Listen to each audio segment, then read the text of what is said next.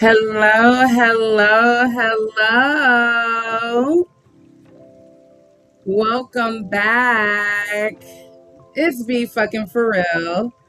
I am Miss Megan Liana, and let me say, I have missed y'all so much. Okay, no lie, I always miss popping my shit with y'all. Okay, it's usually the highlight of my week, other than watching the fuckery that be going on. But welcome to Be Fucking For Real. I am Miss Megan Liana, and this is the home of Unfiltered Takes, unapologetic truths. Today, we are going to be going over some failed IQ tests, a Brit that has gone mad, and word is someone may have been too ghetto for love, but we going to talk about that a little later. First, what we gonna do is we about to start at the irritation station. Okay, the thing that pissed me off the most this last week, and it was the disrespect to this queen right here, Mrs. Michelle Obama. Okay, so if you didn't know, this week, I mean, how could you not know? There was the UFC cockfight that took place at the White House, and it was to celebrate America's 250th anniversary. It was a spectacle. And after his win, Josh Hokit took the time to disrespect the Michelle Obama by saying she is a man. Um, First of all, she has nothing to do with UFC. She had absolutely, positively nothing to do with the fight. And she has nothing to do with the White House anymore. She is a private citizen living her best life, and she's just existing right now.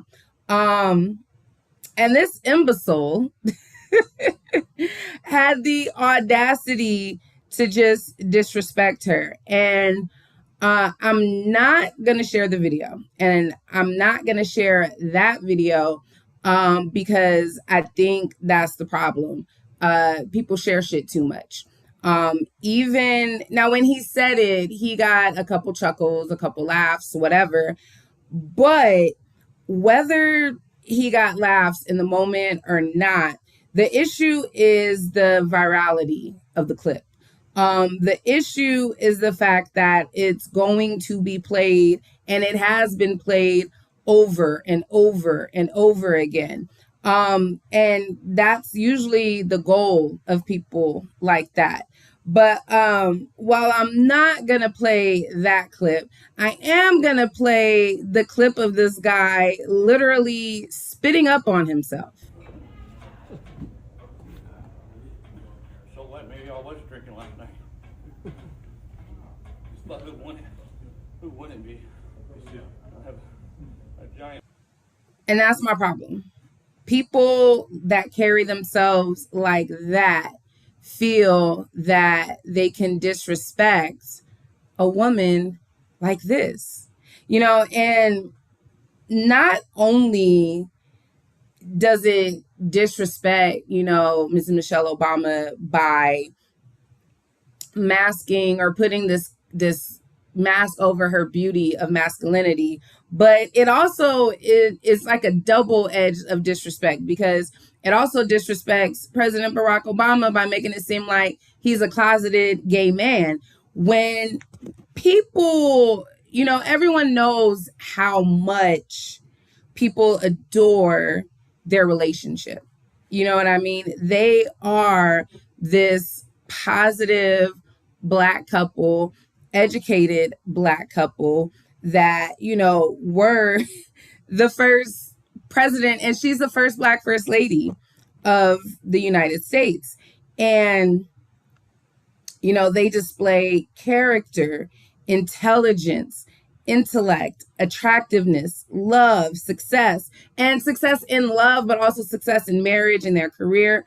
And no hate towards this woman is going to change the fact that she still is the first Black first lady of the United States. History is in her DNA. And, you know, I've been witnessing the disrespect towards Michelle Obama since since Barack Obama first ran for president. You know, the easiest stereotype, one of the easiest stereotypes that people could put on a Black woman is saying she looks like a man. She's built like a man. You know, back then, though, it was more online trolling, right? And I mean, it was the conspiracy theory that I'm not even going to go into this conspiracy theory, but it was trolling, and it was just more kind of kept on the internet, you know, and it wasn't allowed to be publicized and platformed like it is now. And that's my problem with it.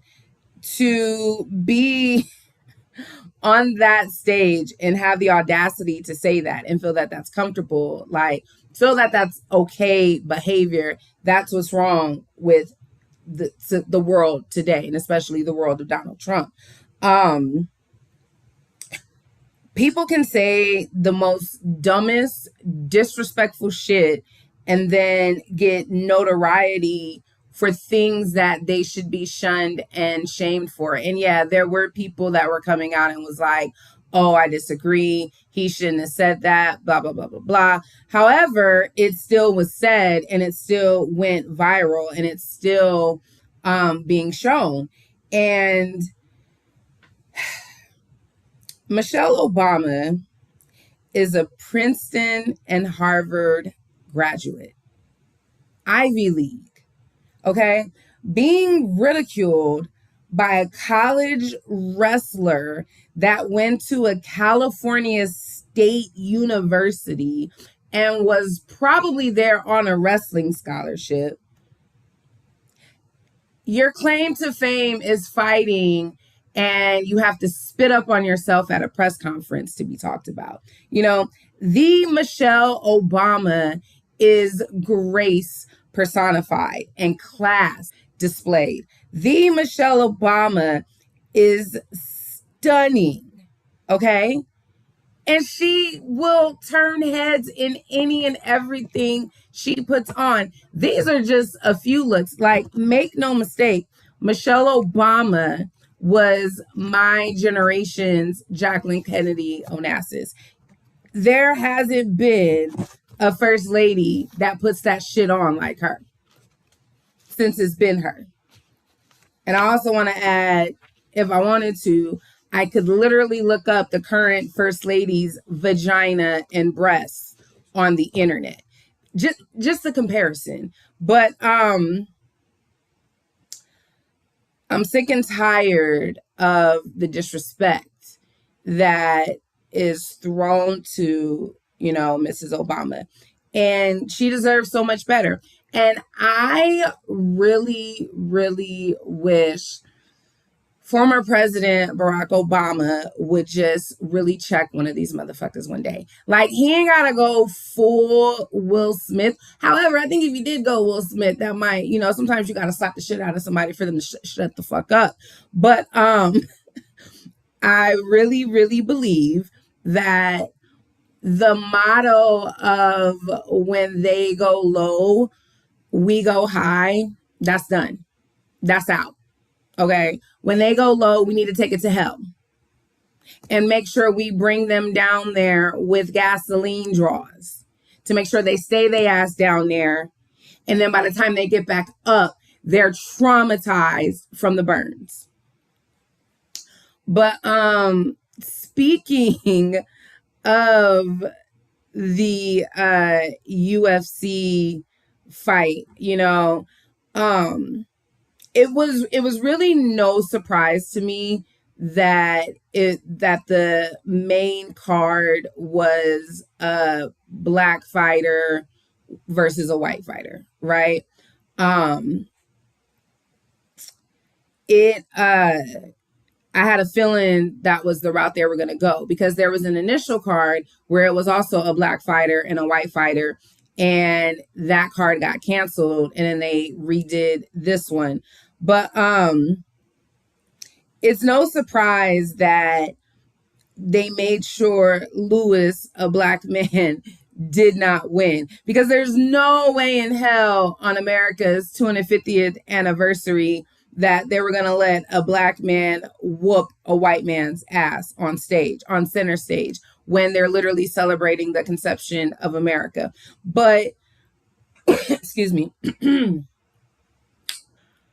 this reminded me of the gladiator battles of Rome, or even the slave fights in early America. You know, people who were deemed the lowest of the low. They were poor, they were peasants, and they were slaves.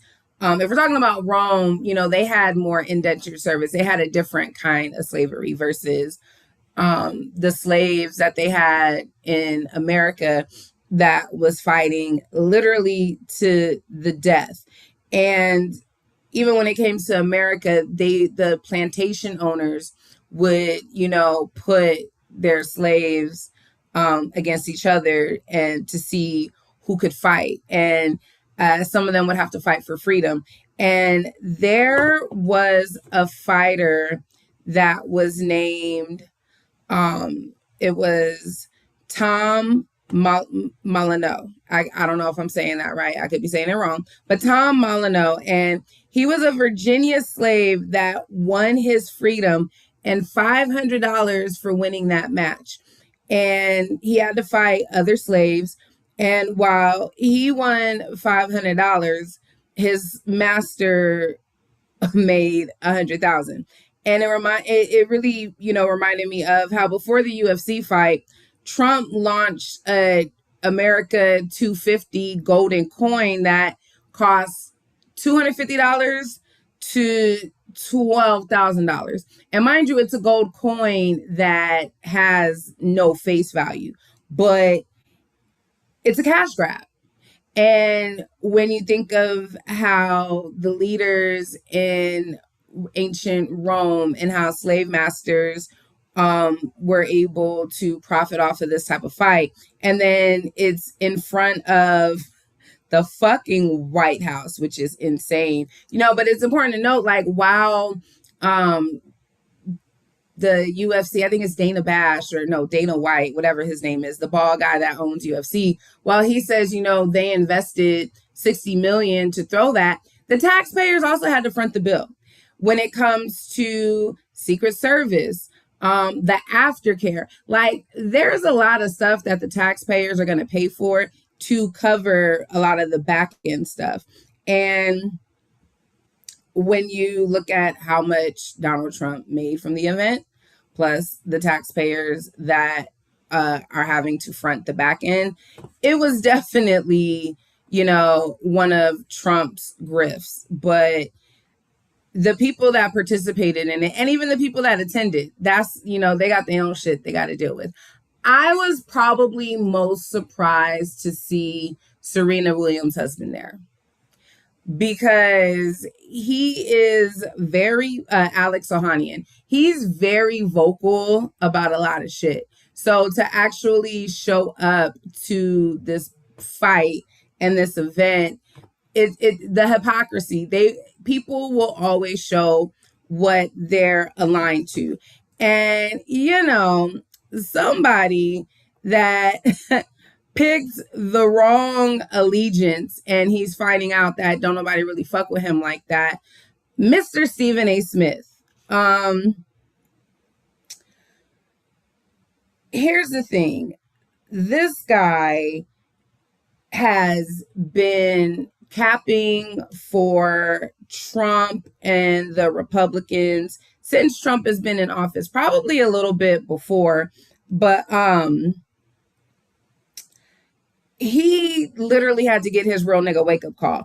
And it's because as much as you cap and as much as you want to, you know, pump up Donald Trump and get on the Republican good side, because the conservative bag is deep.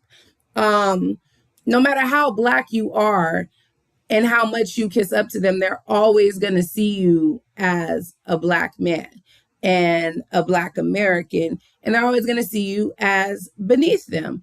And as soon as Stephen A. Smith said something Trump didn't like, what happened? He said he hit him with the IQ shit.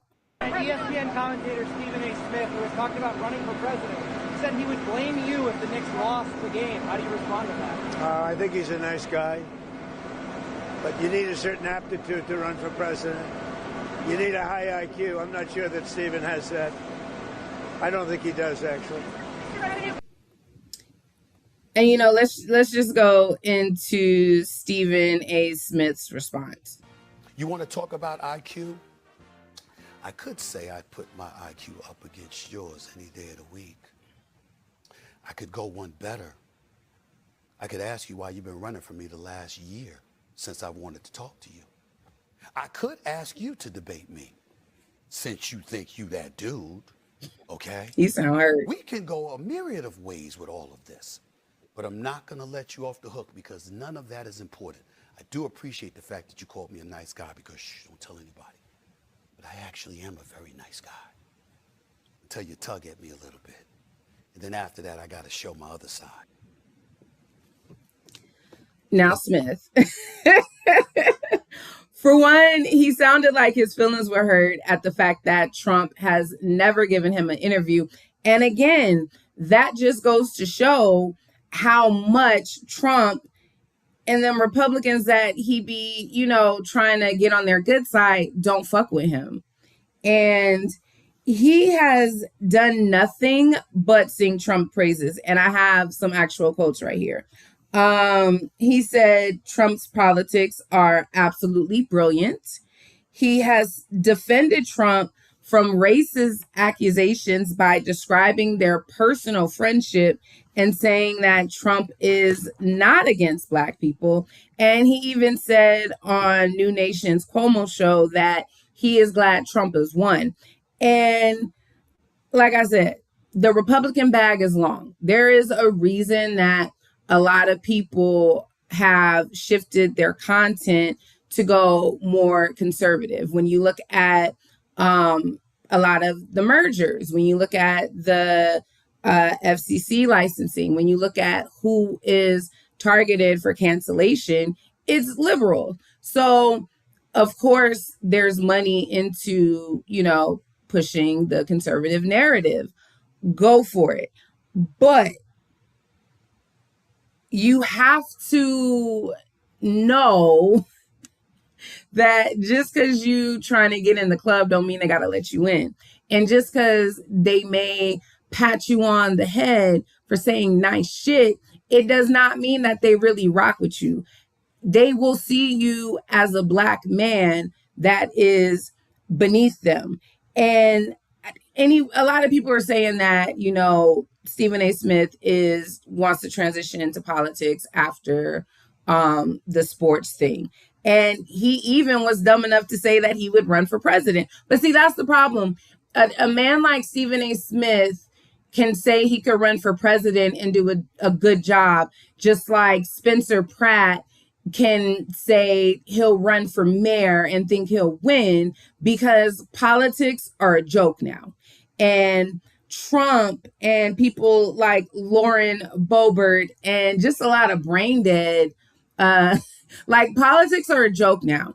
And the allegiance to people don't care about their constituents. They don't care about the people. They know there's the bag, and they know that there's alliances to get what you want, and which will further the bag. But Stephen A. Smith needs to understand that even if he ran as a Republican, he would never get the donor money. And we got to stop acting like the low IQ thing is not racial. First of all, Donald Trump only calls Black women, Black men, and immigrants low IQ. And we're not going to act like the low IQ dig is not racially coded. It goes back to eugenics theories that used the pseudoscience to justify slavery, to justify, Jim Crows and unauthorized medical testing, among other things that were just used to justify the mistreatment of Black and Indigenous people. And every time Trump says somebody has a low IQ, that's the basis he's using to measure somebody's IQ. Second of all, who is still getting an IQ test? Like, I personally would love to take an IQ test and see where other people fall on the IQ, because I have not heard. The only time I hear about IQ testing is when someone is probably testing at like genius level. And, you hear the story about a child prodigy that goes to college and they're like 10 and they're graduating with like a fucking master's degree. And it's like, oh, they have an IQ of such and such. But IQs don't even matter. You can still be smart, still graduate, still get paid, no matter what your IQ is. But even with this level of insults being thrown at Stephen A. Smith, I guarantee he's still going to be bootlicking Donald Trump. And at some point, I begin to question, like, where's your self-respect? Where's your self-worth? Because you can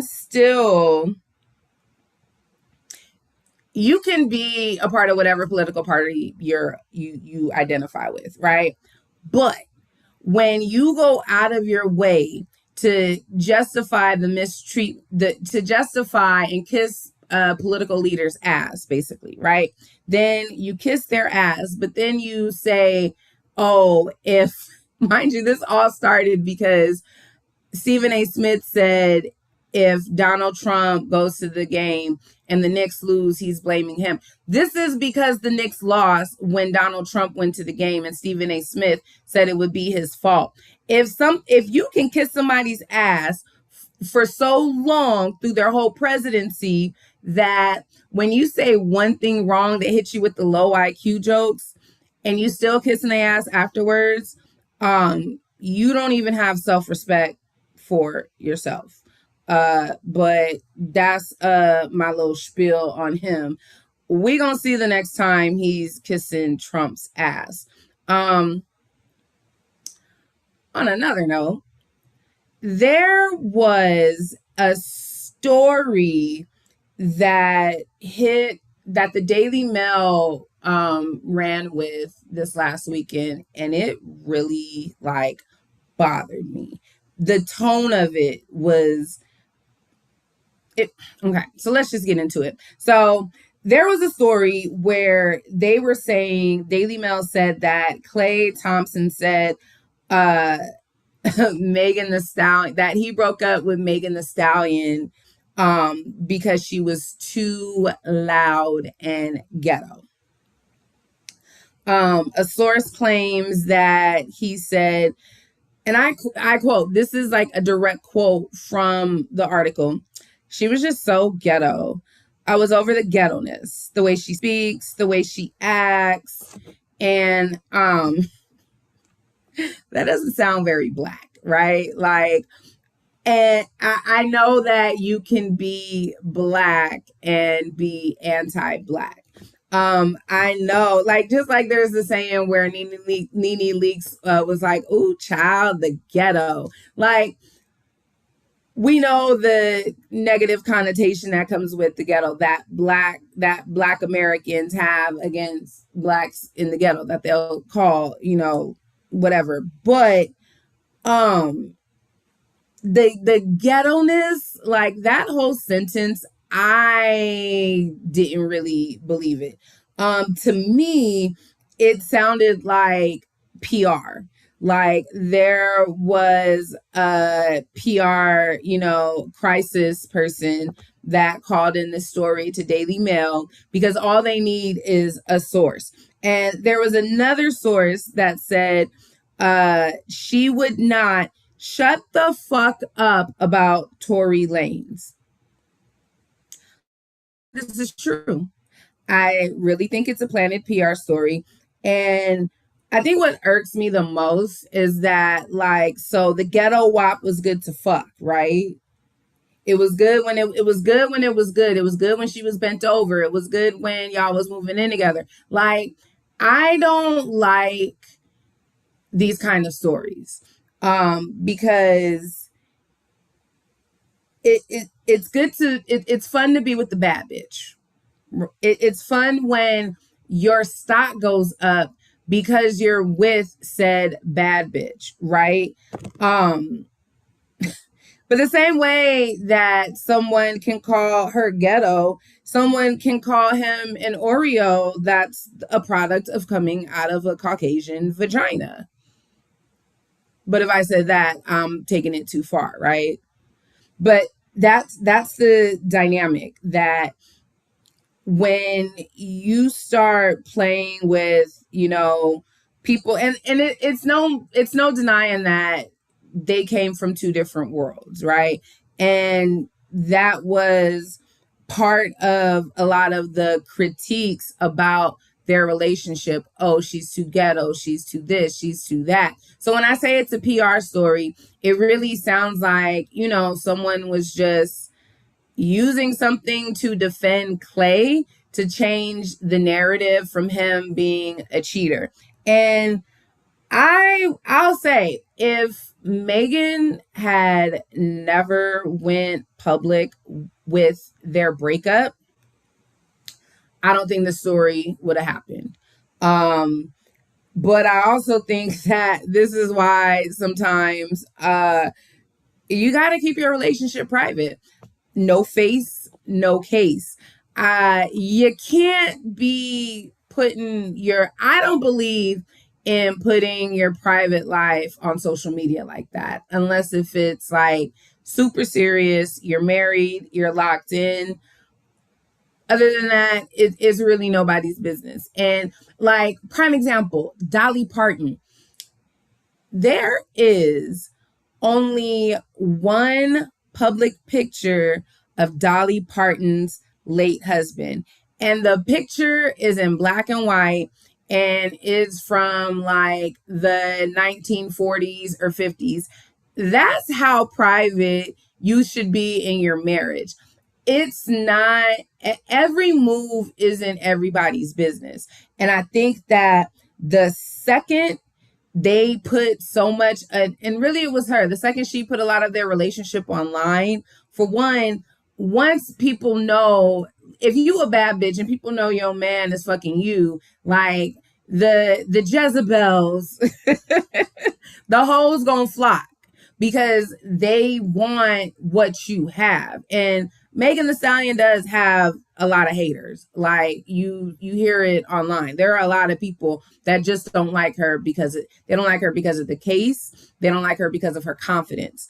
And the second that she put that relationship online, she made herself more susceptible to, the critiques to their relationship. Then when she put the breakup online, that just added another layer. So this story, although I don't like it, I do feel like the only reason that it became public was because she had went public with their relationship, but hopefully this is the last time we have to hear about any stories about them, because I really feel like they're both trying to just move on with their lives. And so sources need to keep the details to themselves and let these people heal. Another person that should have kept some of their thoughts to themselves was David Oyelowo. Now, David was actually forced to apologize for comments he made about what makes a Southern accent.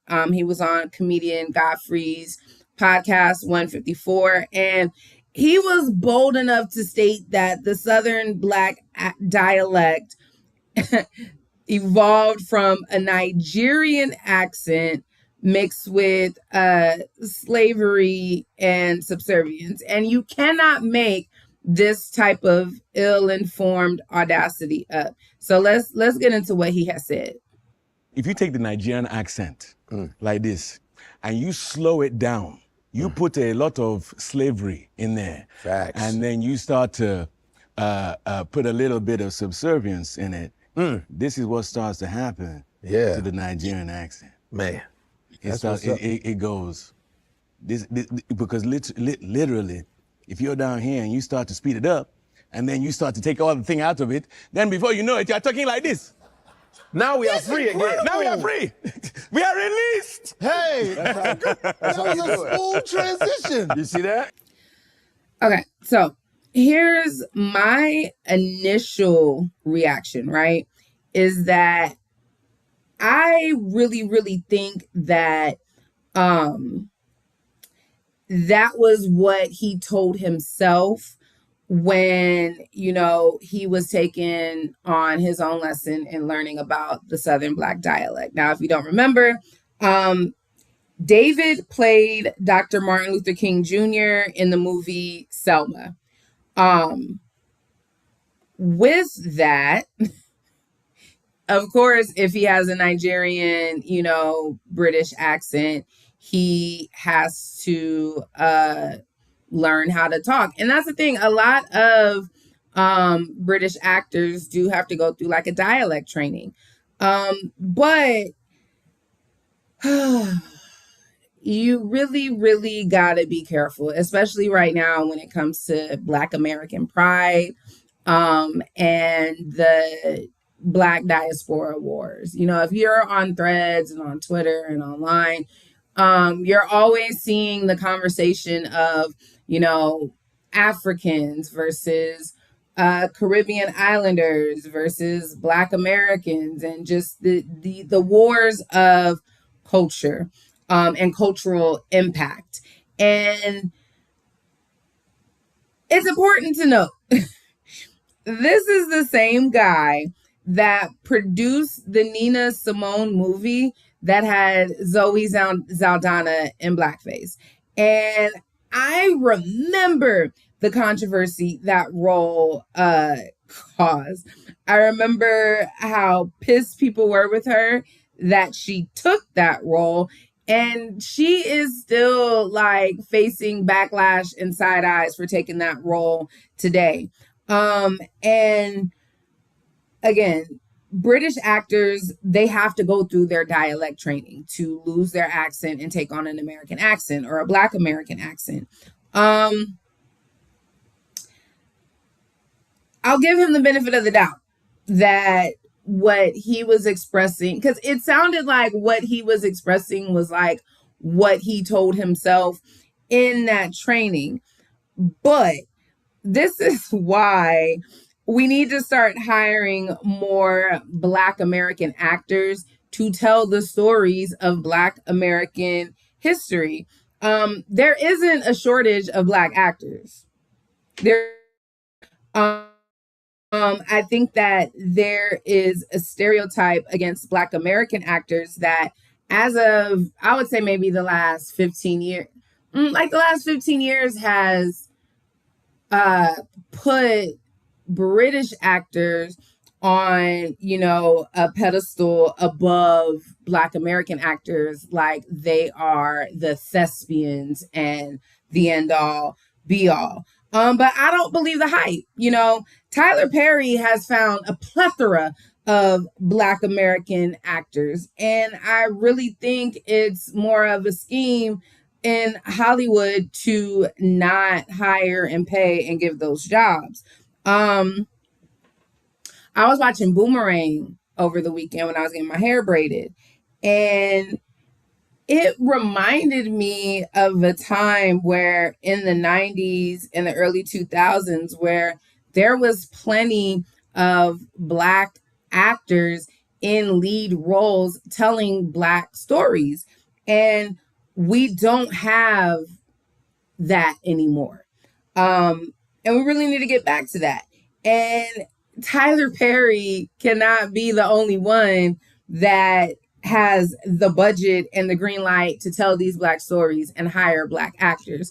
I think that if there was more of a push to actually hire Black actors, that would balance most of the British and the British Nigerian or, British actors of African descent that is taking these American roles to tell these stories. But the thing is that, let me give him credit. He did apologize. The comments and the backlash was a lot. He had no choice but to apologize. But the thing is that, and this is the same problem with Cynthia Erivo and why Black Americans still haven't forgiven her for the mess she was talking after she played Harriet Tubman. If you are going to take the roles that tell Black American stories, you have to have respect for Black American culture. If you're not a willing participant in keeping, if you're not going to do that, that does make you a willing participant in keeping the diaspora wars going. It's just a matter of having a little more respect for the culture that you are portraying. Shout out to my girl For the Love of Music that's watching right now. I appreciate you, babe. Make sure you check her out. That is Kamisha Monica. Black media in Vegas, you already know, gotta stick together. But yeah, like you have to respect the culture that you are portraying. And when you don't, then you get ate up in the comments for trying to not even whitewash Black Southern history, for Africanizing Black Southern history without acknowledging the basis of where it comes from. And on to our final story. The war. What is it good for? Nothing. Absolutely nothing. However, it's possible that it could be coming to an end. The last time we were live, it was in the early stages of the war, right? It was when it had just beginning, gas prices had just started going up, and now supposedly it's coming to an end. But the timing of it coming to an end, we pretty much lost the war. Like, no matter what, the message, the propaganda messages, a lot of experts are saying we lost the war. We lost billions every day it was fought. And on top of that, Trump has walked away with a deal that isn't any better than Obama's deal. It's also important to note that no one has seen the deal. The deal has not fully been released to the public or confirmed. They are supposed to be signing it on Friday, which is Juneteenth, and the day that Obama's presidential museum opens. But yeah, they're supposed to be signing it Friday. Right now, it's an MOU. But the issue is, for one, with it not being signed, anything can happen from now till Friday. And we have seen in the last 3 months since this war began that there'll be talks, there'll be a ceasefire, and boom, Israel will do something, or Trump and them will bomb something, and then everything goes up in flames and the ceasefire is no more. But once upon a time, now the Obama deal was called the JCPOA deal. And, Trump said it was horrible. It was one-sided. and he pulled out, started the war. But it's pretty much the same deal. JD Vance confirmed that Iran could have access to $300 billion in reconstruction funds if they adhere to the agreement. However, Donald Trump had criticized President Obama when he unfroze far less than that. I think he unfroze about like 12 billion. I could be wrong. But another thing that's a similarity is that Obama got the centrifuges. I hope I said that right. That would be horrible if I said that wrong. He got them dismantled. He had inspectors on the ground that would come and actually check if Iran had nuclear weapons. And it was an 18-page binding agreement. Right now, Trump just has a page and a half. It's a MOU. And the Iranian enrichment is still continuing. The entire nuclear question is kicked down the road for 60 days. So even after this gets signed, there is 60 days that has to pass, and then it's going to lead to future negotiations. There are no inspectors that are allowed to come to Iran anymore. There is no verification, and there's no dismantlement. So Iran can still enrich uranium on its own soil at low levels. There's no mention of ballistic missiles, and Iran's near weapons grade uranium stockpile will remain intact on their soil. Again, it's a worse deal than what Obama did. The guarantees are gone. And Obama recently predicted that Donald Trump would not be able to negotiate a better deal than him.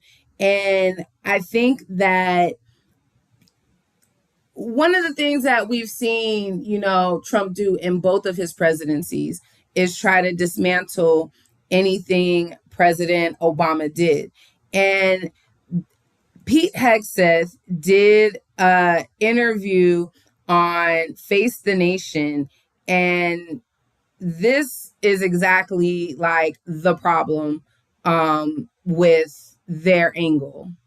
That's the big difference between this and JCPOA and the way Obama did it. Obama, they begged Iran for a deal, and we bombed Iran and then put in a blockade and then ran ships through and then have restarted when necessary to ensure that they come to the table for a great deal. So our military posture will be whatever it needs to be to ensure they're compelled over this 60 days through the memorandum of understanding that they live up to what they said they would do. The document says Iran will never have a nuclear weapon, won't seek one, won't buy one, won't have one. JCPOA said that too. There'll be negotiations to make that final. But they didn't have the threat of military force the way that we do, that Iran respects in a very way that their regime is more devastated than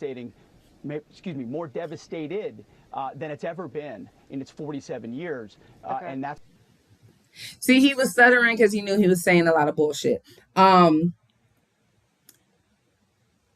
have said before, and I'll say it again, bullies never prosper. And right now, even for him to say, well, we came to Iran with force and with bombs and they respect us. First of all, you can tell by the Lego videos that was coming out, Iran has no respect for the United States. Iran feels that they won the war and they know they won the war. But diplomacy matters. You're respected when you approach things diplomatically. You're respected when you can come to the table and negotiate. And that is why when President Obama negotiated JCPOA, there was more in that deal than this one. And another issue too is that this administration is obsessed with war and they're obsessed with force. How many countries have we bombed before we even made it to Iran? We just bombed a gang leader in Venezuela with the drone. the obsession. Where is Maduro, the president that we kidnapped? Like, there's so much force and war crimes that happen, and even the renaming of the Department of Defense to the Department of War, that was the sign right there that they was about to be starting a bunch of bullshit. And the thing is that you can start bullshit, but at least win the war. The devastation even that the US has, faced in our military bases in the Middle East, like, there is a lot of destruction that has happened that isn't even being reported yet, that probably will never be reported until, a decade from now. And this is my own prediction, this is my own thoughts. I really feel like this will go down as the millennial Vietnam, or Gen Z Vietnam. There's gonna be a bigger stench from this war as details come out, and I think it's gonna be a lot worse than the war in Afghanistan, because this war was unwarranted and unprovoked. And again, the statement has been, oh, well, we had to go to Iran to make sure they never had a bomb. Iran, yes, they have a dictator. I am not talking about what happens on their old soil. I am talking about with their relations to other countries. They've never bombed another country. And we still don't know, like, the full toll and the full impact and the devastation of this war on our weapons. We don't know the full impact on our bases in the Middle East. And we still don't know the full count of the impact that this has had on American troops. There have been stories that, and again, not stories on mainstream media, okay? I try to get my news from international and independent journalists, because we can't trust none of these mainstream media folks. But even when it comes to what economists are saying right now, like, there was a story where they're saying that the impact on the oil reserve around the world is going to have us seeing high gas prices from the next few years. Like, this impact, even if the war ends today, even if everything gets signed on Friday, the impact from this war, this unnecessary war, is going to be very long standing. And the truth is gonna come out over decades. And I'll say it, I've said it once, I'll say it again. Donald Trump will forever be the agent of chaos, who his desire to be this, like, world bully not only impacted the cost of living in the United States, it's had a worldly impact on the cost of living. And this is going to go down as something that was a lot worse than a world war and Vietnam. I'm saying it now, and we gonna find out in like 10 to 15 years. And hopefully my show will be big enough to where you could be like, girl, you was right, or girl, you was wrong. But we're not even halfway through the second year of his term. And every time he does something crazy, which is all the time, I always say, God bless America. But when I say God bless America, I'm only referring to the Americans that did not vote for this shit. Any other Americans, y'all can have, the day that you deserve and the life that you deserve in this country. But the ones that didn't vote for this, we didn't deserve that shit. And I just pray God continues to bless us and keep us covered, because it's a mess. But only time will tell if we make it to Friday and this peace treaty gets signed. So next week on Be Fucking For Real, we gonna recap and we gonna see if it really got signed, or if Israel or Peak Hegseth did something that blew the deal up. And yeah, so y'all know how we do it here. If you love a place where you can get unfiltered takes, unapologetic truths, then make sure you meet me here either on YouTube or on Facebook at Miss Megan Liana next Monday and every Monday for the Be Fucking For Real live stream. If you like this, then please make sure you like, subscribe, and of course, comment. Meet me in the comments. If you talk to me, I talk back. I genuinely love having, and that is why I call this show Be Fucking For Real, because everyone wants to just be fucking for real about what's going on. And it's not about arguing. So don't come into my comments talking shit, because I'm going to delete it. Okay. I don't argue. I don't debate, but I do believe that we should be having healthy dialogue. And that's what this is for. So, join the conversation. And I am Miss Megan Liana. This is Be Fucking For Real. And I'm going to see y'all next week.